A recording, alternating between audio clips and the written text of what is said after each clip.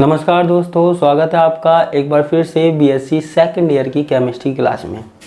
देखो, हम बात कर रहे थे ऑर्गेनिक केमिस्ट्री में स्पेक्ट्रोस्कोपी की। तो आज का जो टॉपिक है हमारे पास वो है अवशोषण शीर्ष का विस्थापन। देखो, ये सीधा नहीं पूछा जाता, इसके अंदर जो 4 टॉपिक हैं छोटे छोटे उनके बारे में पूछा जाता है। ठीक है, तो उनके बारे में हमको आज पढ़ना है, डिस्कस करना है, और ये भी एक मोस्ट इम्पोर्टेंट टॉपिक है। आप पिछले साल के पेपर उठा के देख लीजिए, जो कल मैंने आपको टॉपिक पढ़ाया था और ये पढ़ाया था, तो ये शॉर्ट नोट के रूप में आता है।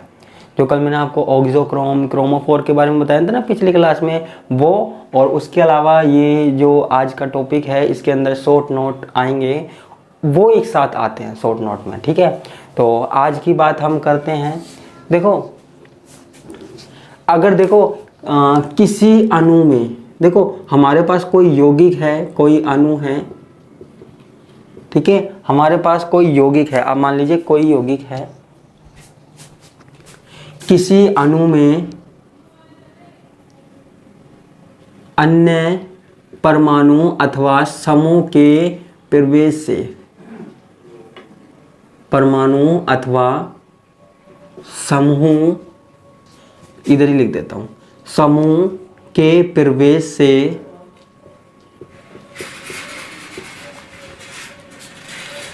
से यौगिक के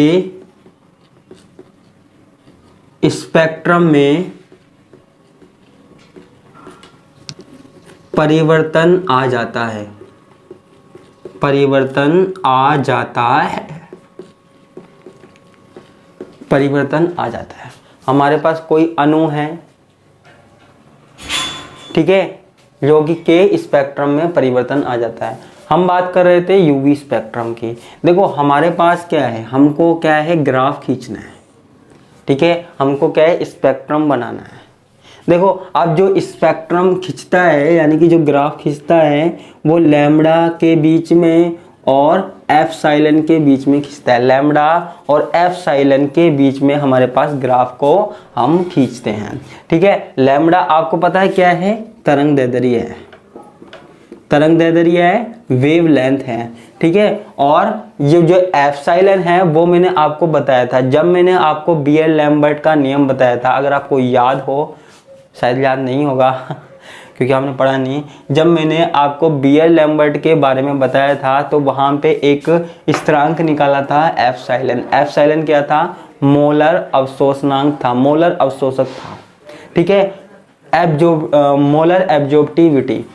नहीं समझ में आया तो आप सीधा ध्यान रख लीजिए कि कोई भी यौगिक है वो कितना अवशोषण कर रहा है, उसकी तीव्रता क्या हो रही है।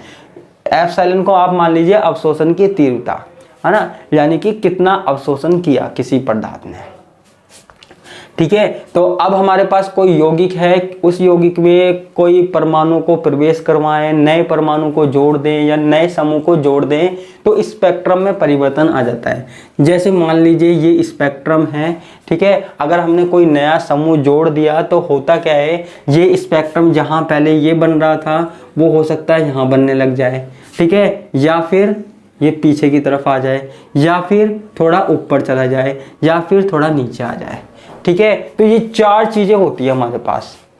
जब हमारे पास किसी यौगिक में या अणु में कोई नया परमाणु या समूह प्रवेश करवाते हैं तो क्या होता है, या तो लैम्बडा की वैल्यू क्या होगी, बढ़ जाएगी। जो ग्राफ पहले ऐसे बन रहा था वो थोड़ा सा आगे खिसक जाएगा। अगर हमारे पास क्या हो रहा है, कई बार ऐसा भी हो सकता है कि लैम्बडा की वैल्यू कम हो जाए और ग्राफ इस तरीके से आ जाए, या फिर एप्सिलॉन की वैल्यू ज़्यादा हो जाए या फिर कम हो जाए। तो ये 4 चीज़ें हमारे पास हो सकती है। ठीक है, 4 चीज़ें हो सकती है। क्या क्या, लैम्बडा का मान बढ़ सकता है, घट सकता है, एप्सिलॉन का मान बढ़ सकता है, घट सकता है। ये 4 चीज़ें हो सकती है, यानी कि 4 टॉपिक हो गए, इनके बारे में ही हमको पढ़ना है। ठीक है, तो इसमें विस्थापन, ये विस्थापन निम्न प्रकार के होते हैं, ये विस्थापन निम्न प्रकार के होते हैं।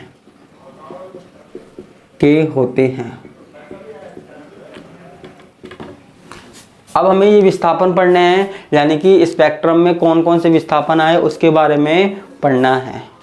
तो जो हमारे पास पहला है वो है वर्णोत्कर्षी, एक मिनट बच्चा,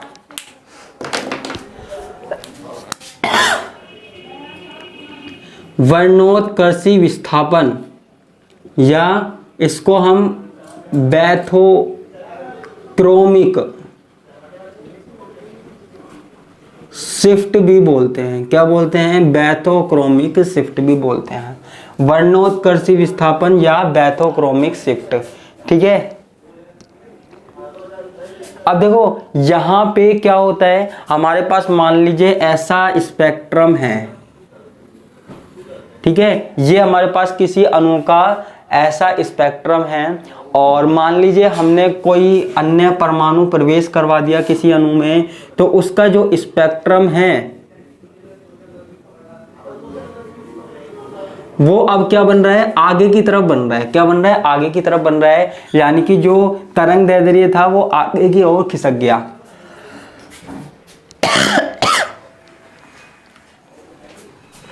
ठीक है, लैम्बडा मैक्सिमम के मान में क्या हो गई? वृद्धि हो गई। पहले पीक हमारे पास चोटी यहां आ रही थी, अब यहां आ रही है। ठीक है, यहां आ रही थी, अब यहां आ रही है। ठीक है, तो यहां पे हम लिख सकते हैं किसी यौगिक के लैम्बडा मैक्सिमम, या किसी यौगिक के स्पेक्ट्रम में लैम्बडा मैक्सिमम के मान में वृद्धि को क्या कहते हैं? वर्णोत्कर्षी विस्थापन कहते हैं, या फिर क्या कहते हैं? बैथोक्रोमिक शिफ्ट कहते हैं। ठीक है, वर्णोत्कर्षी विस्थापन कहते हैं।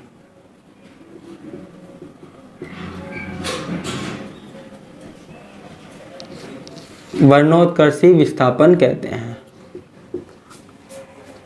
ठीक है, तो शिफ्टिंग ऑफ, कैसे बोल सकते हैं? Shifting of wavelength from lower to higher. ठीक है, वेवलेंथ हमारे पास क्या हो गई? हाई हो गई, तो इसे हम क्या बोल रहे हैं? Bathochromic shift.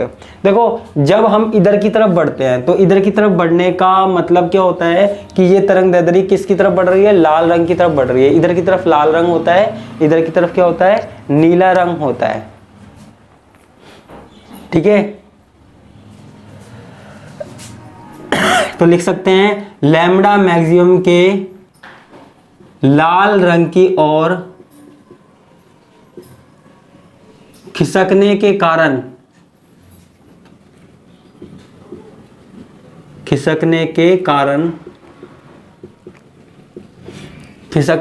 इसे क्या बोलते हैं?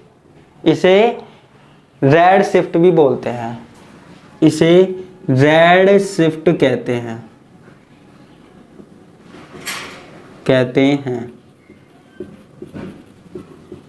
ठीक है, तो पहली बात किसकी हो गई? वर्णोत्कर्षी विस्थापन की हो गई। ये हमारे पास क्या हो गया? डायग्राम हो गया। क्या हो गया? डायग्राम हो गया। तो आप ये डायग्राम भी बना सकते हो, साथ में ये लिख सकते हो वर्णोत्कर्षी विस्थापन क्या होता है। ठीक है, जिसको स्क्रीनशॉट लेना है वो स्क्रीनशॉट भी ले सकता है।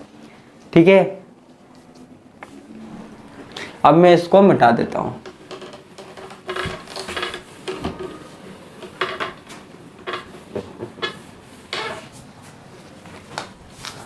इसको भी हम मिटा देते हैं, हमारा काम हो गया।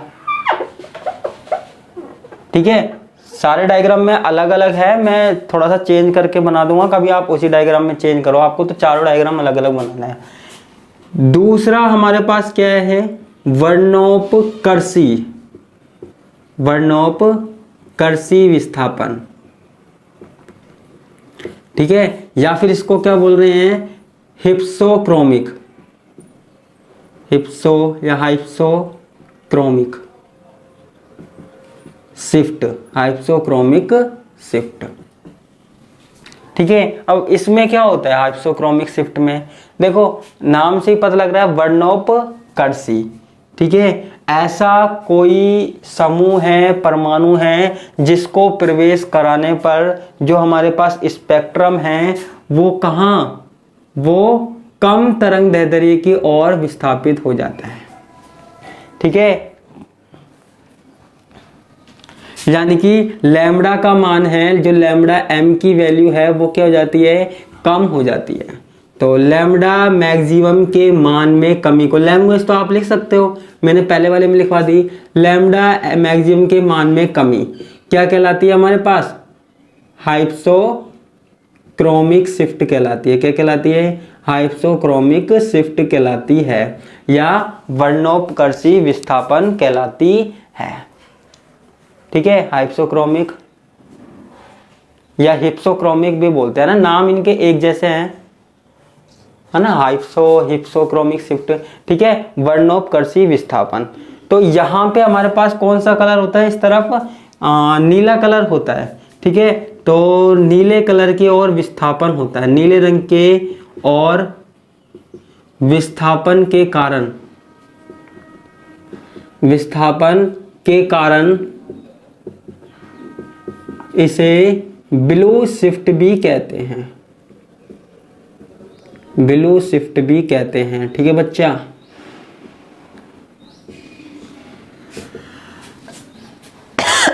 तो यहाँ पे खिसक गया, तो इसका मतलब क्या हो गया, लैम्ब्डा मैक्सिमम के मान में कमी।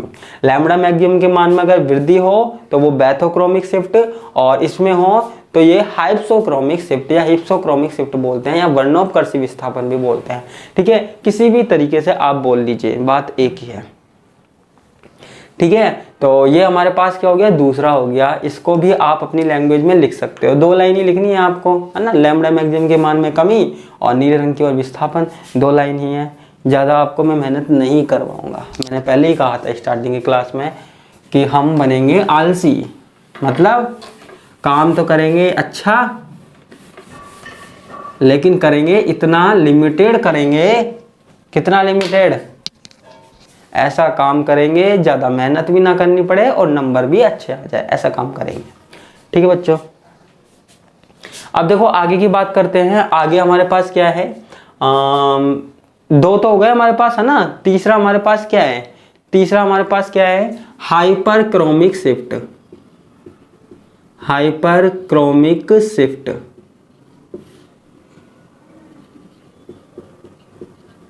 है ना, या विस्थापन।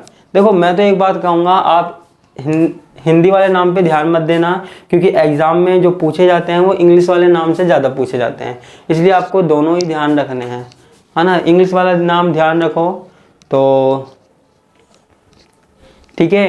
तो हमारे पास अच्छी बात है, हाइपरक्रोमिक शिफ्ट क्या होता है, देखो इसको तो मैं मिटा देता हूँ, अब तीसरा डायग्राम चलेगा हमारे पास।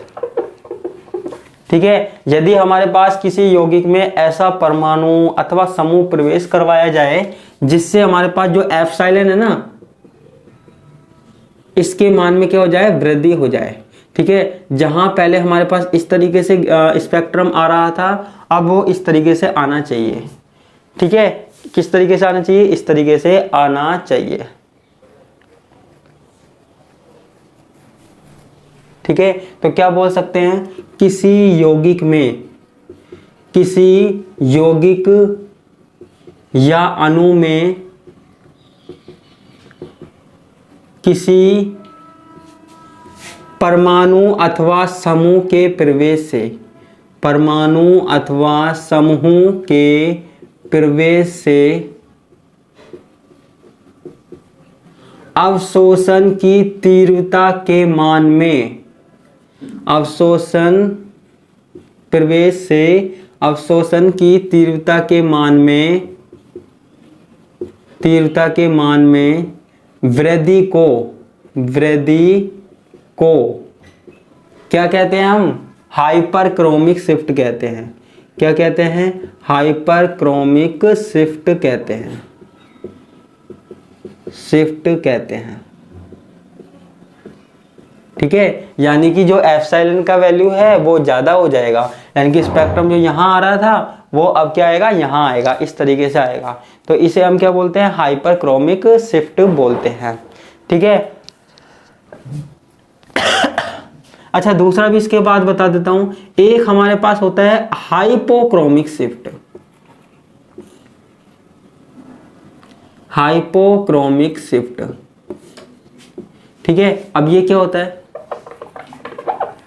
अगर हमारे पास जो एप्सिलॉन है उसकी मान में कमी आ जाए, उसके मान में क्या हो जाए, कमी आ जाए, जो पहले स्पेक्ट्रम इस तरीके से बन रहा था वो अब इस तरीके से बनने लग जाए, यानी कि नीचे की तरफ आ जाए, कमी आ जाए एप्सिलॉन के मान में, तो जो हमारे पास ये स्पेक्ट्रम प्राप्त होगा, जो विस्थापन होगा, उसको हम क्या कहते हैं, हाइपोक्रोमिक शिफ्ट कहते हैं, हाइपोक्रोमिक प्रभाव कहते हैं। देखो इसकी लैंग्वेज लिखने की इतनी आपको अगर लिखनी है तो आपको तो सिर्फ इतना सा करना है, यहाँ पे हाइपोक्रोमिक शिफ्ट कर देना और यहाँ पे तीव्रता के मान में वृद्धि लिख रखा है ना, इसको कमी कर देना। ठीक है, तो इसमें लिखवाने जैसे तो कुछ चीज नहीं है, बस 2 लाइन लिखनी है, किसी यौगिक या अणु में किसी परमाणु अथवा समूह के प्रवेश से अवशोषण की तीव्रता के मान में कमी को हाइपोक्रोमिक शिफ्ट कहते हैं। बस इस वाले में वृद्धि की जगह कमी करना है, लैंग्वेज पूरी की पूरी ऐसी आ जाएगी। ठीक है, तो जो चारों एग्जाम्पल है बस नामों को उल्टे सीधे मत कर देना, जो 4 मैंने परिभाषाएं बताई है नामों को उल्टे सीधे मत करना, वरना सबों की परिभाषाएं एक जैसी हैं लगभग, है ना, नाम चेंज हो रहे हैं, एक में तरंग दैर्ध्य बढ़ रही है, एक में तरंग दैर्ध्य घट रही है। तो आपको 4 चीज याद रखनी है, बैथोक्रोमिक शिफ्ट है, वहां वेवलेंथ बढ़ रही है, उसके बाद जो हाइप्सो या हिप्सोक्रोमिक शिफ्ट है वहां पे तरंग दैर्ध्य कम हो रही है, उसके बाद हाइपरक्रोमिक शिफ्ट है, यहाँ पे एप्सिलॉन का मान बढ़ रहा है, और जो हाइपोक्रोमिक शिफ्ट है वहां पे एप्सिलॉन का मान कम हो रहा है। ये चीजें आपको याद रखनी है, इसके अलावा आपको और कुछ याद नहीं रखना। तो ये हमारे पास चारों के चारों टॉपिक हो गए। ठीक है, तो ये आपके पास क्या है, मोस्ट इंपोर्टेंट है, सबों की लैंग्वेज मोस्ट इंपोर्टेंट है ना। तो यहाँ पे मैंने आपको लिखवाया नहीं, आप सोच रहे होंगे लिखवाया नहीं, तो एप्सिलॉन के मान में